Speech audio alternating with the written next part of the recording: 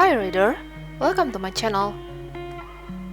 As you can see from the video title, this is the part 2 of endgame priest recommendation for PvE. If you haven't seen the first part, go to the link in the description below. Before we start, as usual, let's start with a disclaimer. All the information in this video is based on my experience and asking some of my guild members. If there's a mistake or something needs to be fixed, please do help me by dropping me a comment. Currently, except the 5 priests I mentioned before on the last video, there's only 3 new priests after that, and none of them is needed for endgame content, which is Rehartna, Ivan, and Fallen Frey. Let's start with Rehartna. Rehartna is another physical priest. She has CC skills, a shield, and a buff. Pro: irremovable buffs, shield with healing, stun with skill 1, cleanse from unique weapon but not reliable. Cons: low heal, long cooldown skills, and not really useful on a short time battle. Her unique treasures, in my opinion, her unique treasures is nice to have but not a mandatory on which one you must have. Unique treasure 1 can be used for Sakme, but if you already bring Ivan, Fallen Frey or another mana reduction heroes, then this is not necessary. I used Unique Treasure 2 mainly on Trials of Flow because it's really helped the mana regeneration, while Unique Treasure 3 usually used for Sakme or Eclipse because the skills that lower the cooldown is very rare in the game. Unique Treasure 4 can be used too for Sakme or Eclipse. It depends on which option do you need the most with your current Steam. If you're asking me which unique treasure for her, I would say UT3 or 4. For Rehartna unique weapon, in my opinion, it's not need to be awakened because the effect it gives from awakening is not that much. If your main theme in Eclipse is including Rehartna, then you must get her soul weapon for the attacks buff. Rehartna fields usually in Eclipse, Small Sakme, and Trials of Flow. Next hero is Ivan, another physical priest and the only male priest that become very useful in the endgame content. Ivan is the first hero who have a very unique skill set.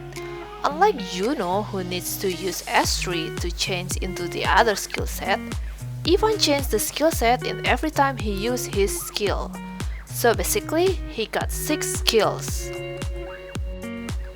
Pro: physical amplifier, physical damage reduction, shield and recover mana, HP regen with attack speed buffs, CC plus dispel and reduce enemies attack, mana reduction.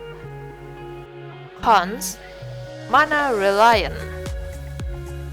Unique treasures. All of his unique treasure is good, but for all-rounder then I'd say UT4. Unique weapon. Since he is a very mana reliant hero, you will need his unique weapon to give more mana for him. For upgrading, if you want, you can upgrade it, but for me, he's already good with 0 star. His unique weapon gives increased physical damage and reduce the physical damage we receive. So I think, if your deck using a physical main DPS, Ivan will be very suitable for you. I didn't say that magic DPS cannot invest on him, you can, but only a 66% of his unique weapon effect will be useful for you, which is the recover on mana and physical damage reduction. Soul weapon. Of course it's good to have. For A0, I think it's not necessary to get it as soon as possible.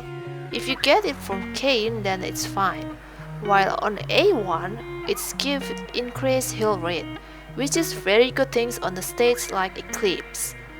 Even field usually on a small Shakme, big Shakme, sometimes on World Boss, and sometimes it's on Eclipse. Our last hero is the Fallen Frey. As you all already know, she is the dark version of Frey. Without further ado, Pro: Shield plus attack and attack speed buffs, heal rate reduction and dispel, CC with mana reduction, debuff with increase all damage target takes. Cons: high investment unique weapon, unique treasure, and soul weapon. To put it simply, she is expensive. Unique treasure. Unique treasure 2 need a minimum of 4 stars to have 100% shield uptime. For unique weapon, like I've said before, that she is expensive. Then she is indeed need a 5 stars on her unique weapon. Her unique weapon gives more attack, which will make your shield more thick. Soul weapon.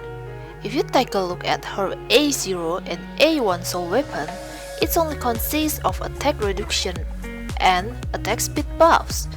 But if you take a look at her A2 soul weapon, that's our main goal for her soul weapon. Field. Eclipse, World Boss 1, 2, 3, Small Shakme, Big Shakme, Trials of Flow, Challenge Rate. Basically, you will bring her everywhere you go if you have invested Fallen Frey. Afterwards, remember that you will need to collect all of the priests in order to make your game easier. If you want to invest in certain heroes, please do research before you actually do it. And I think that's for today. Thank you for watching, and don't forget to support me by pressing the like button, share this video, drop me a comment, and subscribe to my channel. See you in another video. Bye bye!